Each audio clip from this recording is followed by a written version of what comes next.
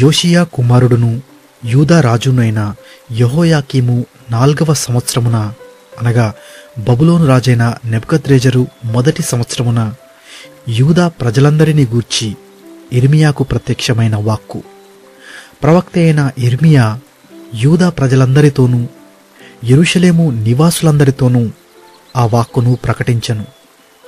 ఆమోను కుమారుడును యూదా రాజునైన యోషియా 13వ సంవత్సరము మొదలుకొని నేటి వరకు ఈ 23 సంవత్సరములు యెహోవా వాక్కు నాకు ప్రత్యక్షమగుచూ వచ్చెను.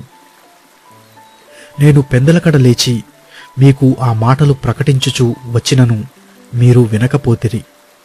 మీ చేతి పనుల వలన నాకు కోపము పుట్టించకుండునట్లును నేను మీకు ఏ బాధయు కలుగజేయకుండునట్లును అన్యదేవతలను అనుసరించుటయు వాటిని పూజించుటయు వాటికి నమస్కారము చేయుటయు మాని మీరందరూ మీ చెడ్డ మార్గమును మీ దుష్టక్రియలను విడిచిపెట్టి తిరిగిన ఎడల యెహోవా మీకును మీ పితరులకును నిత్య నివాసముగా దయచేసిన దేశములో మీరు నివసింతురని చెప్పుటకై యెహోవా పెందలకడ లేచి ప్రవక్తలైన తన సేవకులనందరినీ మీ యొద్దకు పంపుచూ వచ్చినను మీరు వినకపోతిరి.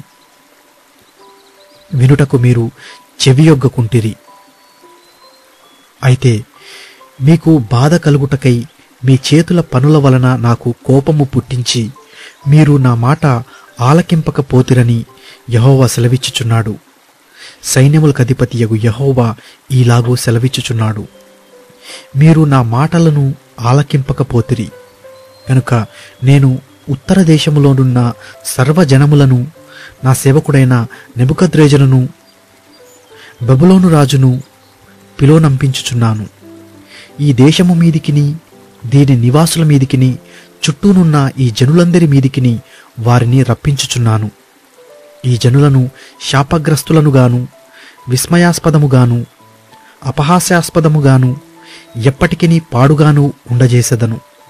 సంతోష నాదమును ఉల్లాస శబ్దమును పెండ్లి కుమారుని స్వరమును పెండ్లి కుమార్తె స్వరమును తిరుగటి రాళ్ల ధ్వనిని దీపకాంతిని వాటిలో ఉండకుండా చేసెదను.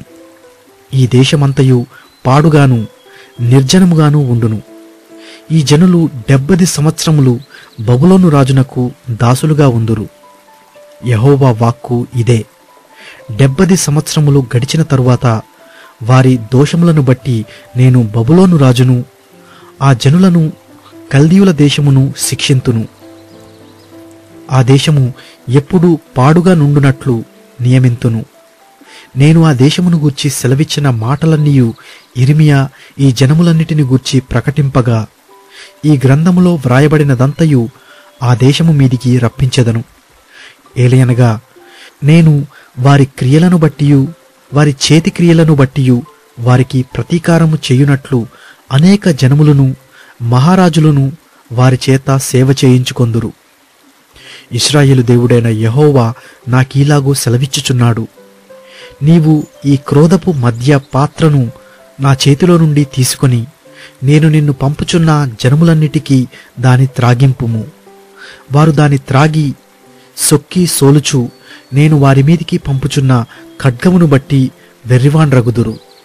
అంతటా యెహోవా చేతిలో నుండి నేను ఆ పాత్రను తీసుకొని యెహోవా నన్ను పంపిన జనములన్నిటినీ దాని త్రాగించి తిని నేటివలనే పాడుగాను నిర్జనముగాను అపహాస్యాస్పదముగాను శాపాస్పదముగాను చేయుటకు యెరూషలేమునకును యూదా పట్టణములకును దాని మహారాజులకును దాని అధిపతులకును త్రాగించి తిని మరియు ఐగుప్తురాజైన ఫరోయును అతని దాసులను అతని ప్రధానులను అతని జనులందరును సమస్తమైన మిశ్రిత జనులను ఊజుదేశపు రాజులందరును ఫిలిస్తీయుల దేశపు రాజులందరును అష్కెలోనును గాజయును ఎక్రోనును అష్డోదు శేషపు వారును ఏదోమియులను మోయాబీయులను అమ్మోనీయులను తూరు రాజులందరును సీదోను రాజులందరును సముద్రమునకు ఆవలి ద్వీపపు రాజులను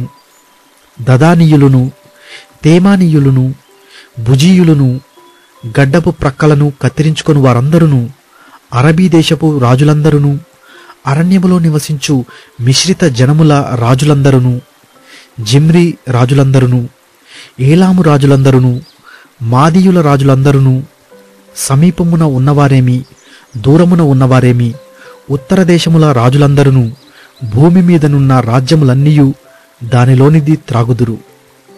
శేషకు రాజు వారి తరువాత త్రాగును. నీవు వారితో ఇలాగు చెప్పుము, ఇశ్రాయేలు దేవుడును సైన్యములకు అధిపతియునైన యెహోవా ఇలాగు సెలవిచ్చుచున్నాడు, నేను మీ మీదికి పంపబోవు యుద్ధము చేత త్రాగి మత్తిల్లి కక్కుకొనిన వారి వలెనే యుండి మీరు మరలా లేవకుండా పడుదురు. మేము త్రాగమని వారు నీ చేతిలో నుండి ఆ పాత్రను తీసుకొననొల్లని ఎడల నీవు వారితో ఇట్లనుము, మీరు అవశ్యకముగా దాని త్రాగవలనని సైన్యములకు అధిపతియగు యెహోవా సెలవిచ్చుచున్నాడు. నా పేరు పెట్టబడిన పట్టణమునకు నేను కీడు చెయ్య మొదలుపెట్టగా మీకు శిక్ష లేకుండా పోవునా? మీరు శిక్షింపబడకపోరు. భూలోక నివాసులందరి మీదికి నేను ఖడ్గమును రప్పించుచున్నాను. ఇదే సైన్యములకు అధిపతియగు యెహోవా వాక్కు. కాబట్టి నీవు ఈ మాటలన్నిటినీ వారికి ప్రకటించి ఇలాగూ చెప్పవలెను, ఉన్నత స్థలములో నుండి యెహోవా గర్జించుచున్నాడు, తన పరిశుద్ధాలయములో నుండి తన స్వరమును వినిపించుచున్నాడు, తన మంద మేయు స్థలమునకు విరోధముగా గర్జించుచున్నాడు. ద్రాక్ష గానుగను త్రొక్కువారి వలె అరచుచు ఆయన భూలోక నివాసులందరికీ విరోధముగా ఆర్భటించుచున్నాడు. భూమి అంతము వరకు సందడి వినబడును. యెహోవా జనములతో వ్యాజ్యమాడుచున్నాడు, శరీరులందరితో ఆయన వ్యాజ్యమాడుచున్నాడు. ఆయన దుష్టులను ఖడ్గమునకు అప్పగించుచున్నాడు. ఇదే యెహోవా వాక్కు.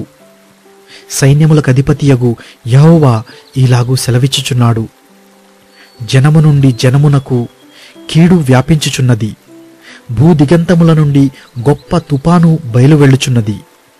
ఆ దినమున యెహోవా చేత హతులైన వారు ఈ దేశము యొక్క ఈ దశ నుండి ఆ దశ వరకు కనబడుదురు. ఎవరునూ వారిని గూర్చి అంగలార్చరు, వారిని సమకూర్చరు, పాతిపెట్టరు. పెంటవలే వారి శవములు నేలమీద పడియుండును. మందకాపరులారా, గోలలెత్తుడి, మొర్రపెట్టుడి. మందలోని ప్రధానులారా, బూడిద చల్లుకొనుడి. మీరు మరణమునొందుటకై దినములు పూర్తియాయెను. నేను మిమ్మును చెదరగొట్టెదను. రమ్యమైన పాత్రవలే మీరు పడుదురు. మందకాపరులకు ఆశ్రయ స్థలము లేకపోవును. మందలోని శ్రేష్టమైన వాటికి రక్షణ దొరకకపోవును. ఆలకించుడి, మందకాపరుల మొర్ర వినపడుచున్నది, మందలోని ప్రధానుల గోల వినపడుచున్నది. యెహోవా వారి మేతభూమిని పాడుచేసియున్నాడు. నెమ్మదిగల మేత స్థలములు యెహోవా కోపాగ్ని చేత పాడాయెను. క్రూరమైన ఖడ్గము చేతను ఆయన కోపాగ్ని చేతను వారి దేశము పాడుకాగా, సింహము తన మరుగును విడిచినట్లు ఆయన తన మరుగును విడిచెను.